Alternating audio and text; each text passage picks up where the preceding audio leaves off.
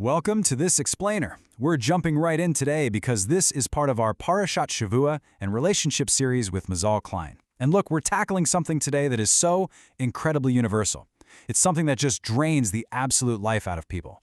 I'm talking about dating fatigue. You know that feeling, right? That absolute bone-deep exhaustion that sets in before you even walk out the front door for a date? Well, we're going to unpack exactly why that happens, using some really fascinating coaching insights, and more importantly, we're going to map out how to actually break free from it. If you've been dating for a while, or honestly, if you've been trying to reach any tough, ongoing goal, you've probably caught yourself asking, why is this time going to be any different, right? It's a heavy question. It represents this almost paralyzing despair that just ambushes us before we even start. You're putting on your shoes for a new date, trying to make a fresh start, and suddenly your brain chimes in with, what's the point? We literally already know how this ends. It's incredibly frustrating. But honestly, it's completely understandable to feel that way when you're putting yourself out there over and over again. So what does this fatigue actually sound like in the real world? Well, listen to this. Sitting on the bench and talking about myself and her about herself. So annoying and boring. Wow, you can just hear the exhaustion in those words, right? And Mazal Klein hears this constantly in her clinic. I mean, think about it. How many times can you answer the exact same basic questions? How many times can you recite your own life story, your hobbies, to a total stranger across a coffee shop table? It stops being this fun romantic adventure and just turns into a script. It's a tedious, mundane process you repeat on a loop until any spark of excitement is completely snuffed out.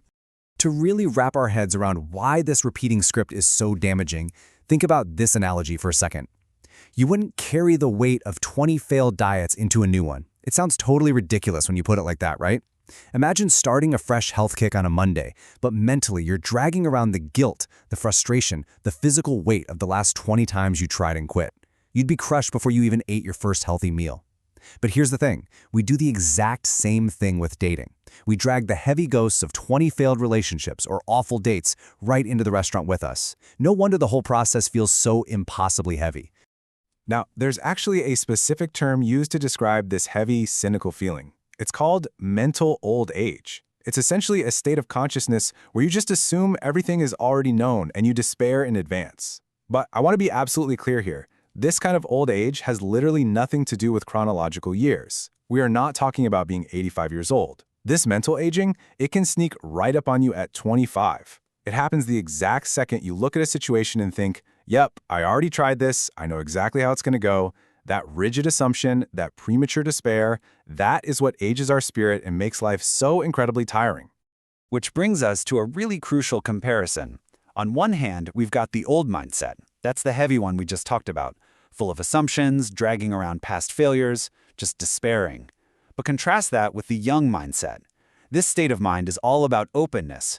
It's a genuine belief that, hey, something totally new can happen today. It's about renewing yourself.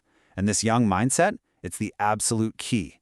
It's what actually gives you the energy to get up, get dressed, and try again, not as some tired repetition of your past, but as a genuinely fresh, exciting experience. To truly grasp how to capture that young mindset, we've got to look at this profound teaching from Rabbi Nachman from Torah 272. He says, "For a person has nothing in his world except that day and that hour he stands in, because tomorrow is a completely different world." Just pause and let the weight of that sink in. You literally only have this exact hour. All those past dates, the bad experiences on the park bench, they do not exist right now. Your future anxieties about, ending up alone, they don't exist right now either. Tomorrow isn't just another square on the calendar. It is a completely different world with entirely new possibilities. Okay, so how do we actually do this? How do we translate that beautiful, profound spiritual wisdom into highly practical, actionable steps? Well, Mazal Klein gives us a really structured, two-step approach so our past dates don't dictate today's reality. Step 1, set a new internal intention. And step 2, state a new pre-date affirmation. These are basically your practical tools to forcefully keep your mind anchored in that day and that hour. Let's break them down. So, the real magic of step 1 is that it completely flips the script. Usually, right, when we go on a date, our intention is entirely outward focused. We're thinking all about the other person. Are they going to be funny? Will they like me? Are they going to be super boring? Instead, I want you to shift your focus inward. Ask yourself, what part of myself do I want to meet on this date? Maybe today you consciously want to meet your own courage, or maybe your softness, or maybe you just want to practice your own capacity for deep, uninterrupted listening. When the date becomes a laboratory for you to experience a new part of yourself, it takes all the pressure off the romantic outcome. It makes the experience instantly valuable to you, no matter what happens. And for the second step, right before you walk into that coffee shop or hop on that phone call, actively intercept those cynical thoughts with a new affirmation. Say this: I am open to meeting something different. I don't have to know in advance what will be. Honestly, say it out loud in your car if you have to.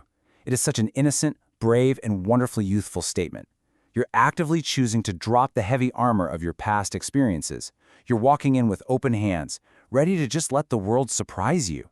Let my day not be like yesterday or the day before.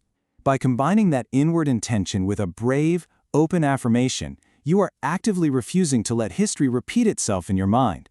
You are consciously, deliberately returning to a state of mental youthfulness.